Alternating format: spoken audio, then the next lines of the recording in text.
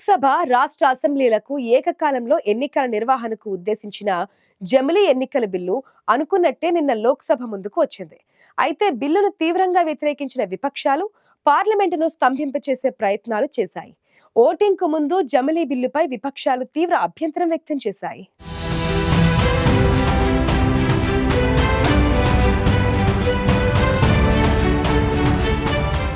రాజ్యాంగంలోని 7వ షెడ్యూల్ కు విరుద్ధంగా బిల్లులను ప్రవేశపెట్టారంటూ కాంగ్రెస్ పార్టీ ఈ బిల్లును తీవ్రంగా వ్యతిరేకించింది. 129వ రాజ్యాంగ సవరణ బిల్లు రాజ్యాంగ వ్యతిరేకం. రాజ్యాంగ మౌలిక స్వరూపంపై దాడి చేస్తున్న ఈ బిల్లులను వ్యతిరేకిస్తున్నామని కాంగ్రెస్ సభ్యుడు మనీష్ తివారీ స్పష్టం చేశారు.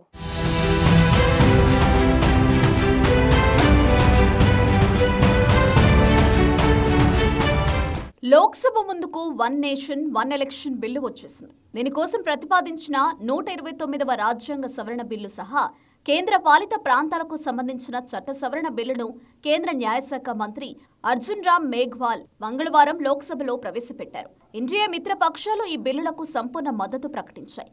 కానీ ఈ జమిలీ బిల్లును కాంగ్రెస్ సహా విపక్షాలు అన్నీ తీవ్రంగా వ్యతిరేకించాయి.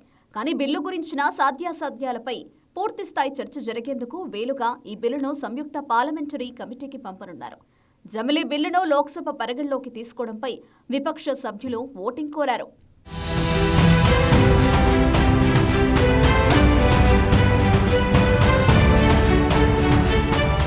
ఇందుకు అంగీకరించిన స్పీకర్ హైబ్రిడ్ విధానంలో ఓటింగ్ నిర్వహించారు. 360 మంది ఎలక్ట్రానిక్ ఓటింగ్లో, మరికొందరు బ్యాలెట్ పద్ధతిలో ఓటు వేశారు.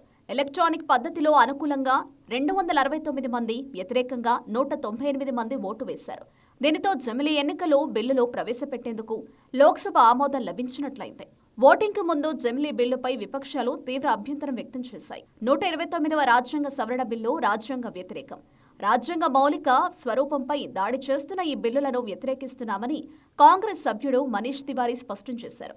రాజ్యాంగంలోని 7వ షెడ్యూల్కు విరుద్ధంగా బిల్లులను ప్రవేశపెట్టారని ఆయన మండిపడ్డారు.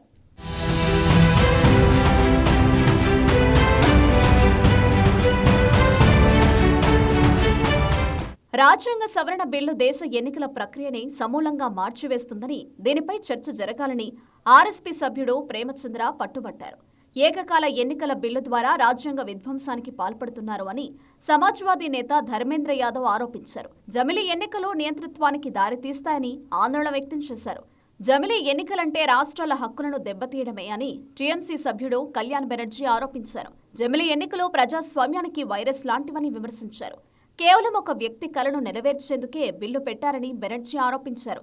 జమిలీ బిల్లును వ్యతిరేకిస్తున్నట్లు డీఎంకే సభ్యుడు టీఆర్ బాలు చెప్పారు.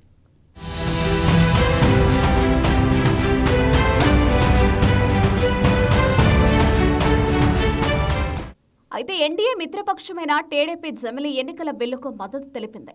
కేంద్ర మంత్రి పెమ్మసాని చంద్రశేఖర్ బిల్లుకు మద్దతు తెలపగా విపక్ష సభ్యుల నుంచి తీవ్ర వ్యతిరేకత వ్యక్తమైంది. శివసేన ఉద్ధవ్ వర్గం బిల్లును వ్యతిరేకించగా సిందే వర్గం సభ్యులు మద్దతు తెలిపారు. ఇండియన్ యూనియన్ ముస్లిం లీగ్, ఎంఐఎం, సిపిఎం సభ్యులు బిల్లును వ్యతిరేకించారు. ఎన్సీపీ ఎస్పీ సభ్యురాలు సుప్రియా సూలే బిల్లును వ్యతిరేకించారు. టీఆర్ బాలు కోరినట్లు బిల్లును జేపీసీకి పంపించి చర్చకు ముగింపు పలకాలని కేంద్ర హోంమంత్రి అమిత్ షా సూచించారు. సమాఖ్య స్ఫూర్తికి జమిలీ బిల్లు విరుద్ధం కాదని న్యాయశాఖ మంత్రి అర్జున్ రామ్ మేఘ్వాల్ చెప్పారు.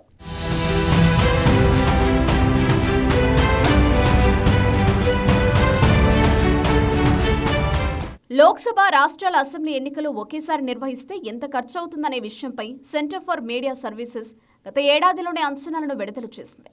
గ్రామ పంచాయతీల నుంచి పార్లమెంటు వరకు ఒకేసారి ఎన్నికలు నిర్వహిస్తే 10 లక్షల కోట్ల రూపాయలు ఖర్చవుతుందని అంచనా వేసింది. ఒకవేళ ఎన్నికల ప్రక్రియను వారం రోజుల్లోనే ముగించడం, రాజకీయ పార్టీలు ఎన్నికల కోడ్ ఖచ్చితంగా పాటిస్తే కేవలం 3 లక్షల కోట్ల నుంచి 5 లక్షల కోట్ల రూపాయలతోనే ఎన్నికలు పూర్తవచ్చని తెలిపింది. కేవలం లోక్సభ ఎన్నికల కోసమే దాదాపు 1.20 లక్షల కోట్ల రూపాయలు ఖర్చవుతుందని తెలిపింది.